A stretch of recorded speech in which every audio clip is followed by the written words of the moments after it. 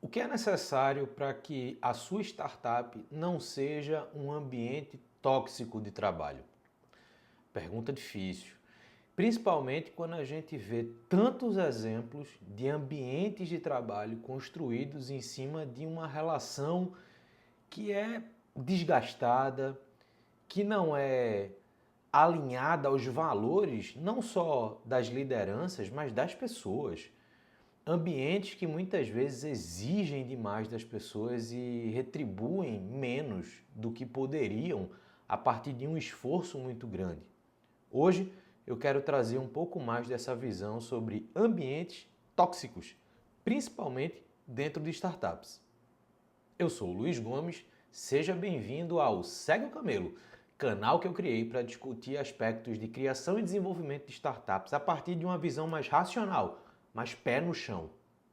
Hoje eu quero trazer uma abordagem que eu julgo ser muito importante, que faz parte, obviamente, de toda startup desde o primeiro dia da sua existência, que é o ambiente de trabalho que é criado entre o time fundador e principalmente entre essas pessoas que fundam a startup e as pessoas que vêm trabalhar naquele negócio depois. Muitas vezes a gente acredita que o ambiente de startups se reflete meio que naquela imagem do Google, tudo meio colorido, muito dinâmico, muito aberto, livre, como se as coisas de fato fossem acontecer como um passe de mágica e daqui a pouquíssimo tempo a gente tivesse um negócio absurdamente incrível e que todo mundo quisesse trabalhar lá. A verdade é que no ambiente de startups a gente tem muito mais problemas, principalmente no início, do que satisfações. Então, o time fundador precisa ter a consciência desde o início que aquele é um ambiente, por essência, frágil. O negócio que ainda não está consolidado no mercado, ele tem muito risco de insucesso, ele tem muito risco que precisa gerar uma mudança, muitas vezes, completa no negócio.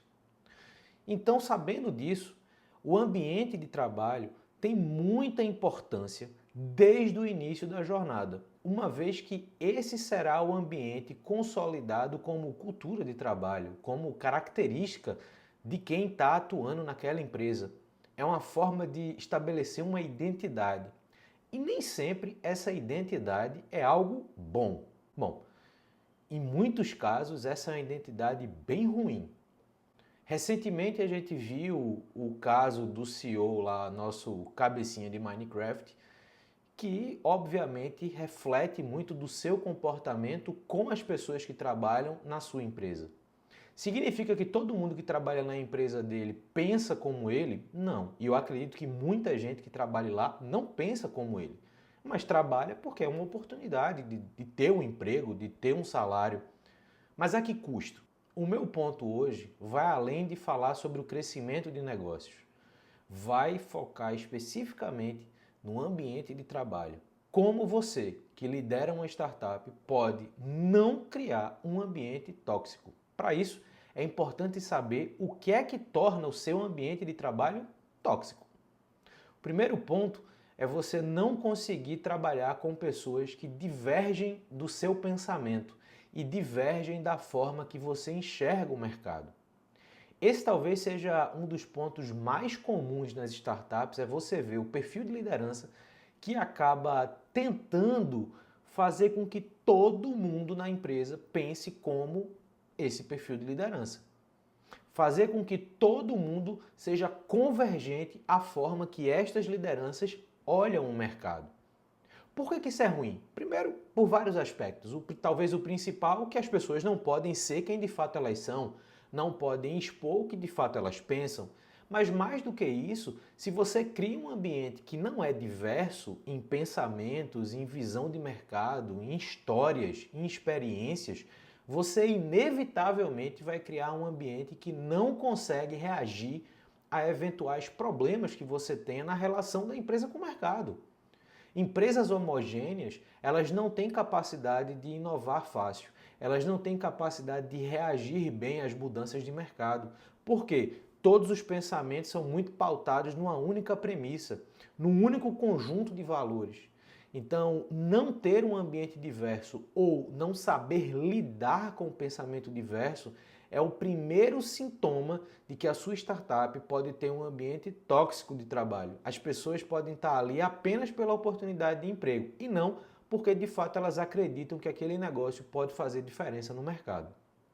O segundo ponto é você querer controlar todas as atividades das pessoas que trabalham com você. É o que muita gente chama de microgestão. A microgestão, ela pode ser entendida de várias formas. Ela pode ser entendida de um lado como o acompanhamento de um time que é inexperiente e que precisa de um suporte, precisa de uma pessoa com um grau de senioridade maior, olhando, corrigindo eventuais erros que são cometidos, mas por outro lado, isso pode se tornar um observatório contínuo sobre o que as pessoas estão fazendo. Isso cria um sentimento de desconfiança contínua. É como se a pessoa, ao estar trabalhando, ela estivesse sendo observada, questionada e eventualmente julgada o tempo todo. Isso faz com que as pessoas não se soltem, não se abram, não de fato contribuam da forma que poderiam contribuir. As pessoas se tornam muito mecânicas. Se eu tenho que fazer a coisa A e depois a coisa B e depois a coisa C, é A, B e C. Não tem muita margem para, poxa, eu poderia propor uma coisa diferente, eu poderia propor uma outra abordagem, eu poderia propor uma outra estratégia. Porque se as coisas são sempre muito monitoradas, a gente segue o fluxo e se o fluxo for bom, ótimo. Se não for, arquem com as consequências. Já o terceiro ponto é a forma que você se relaciona um a um. É a forma que você consegue passar uma opinião sobre o trabalho de alguém, a forma que você cobra resultados, a forma que você alinha projeções, objetivos, que você alinha métricas de sucesso. Essa questão de saber olhar no olho de quem trabalha com você, de você saber entender o momento, o contexto de cada pessoa, vai fazer de você uma liderança muito mais humanizada, muito mais próxima da realidade do seu negócio. Então não adianta você querer colocar ferramentas, processos, métodos e achar que todo mundo vai seguir tudo da mesma forma. As pessoas elas são diferentes, elas aprendem de forma diferente e elas se desenvolvem de forma diferente. O seu papel como liderança é entender as pessoas. Se aquelas pessoas estão no mesmo lugar para fazer com que o seu negócio se desenvolva, é seu papel, é sua responsabilidade entender o que é necessário para que essas pessoas, de fato, atuem no desenvolvimento desse negócio.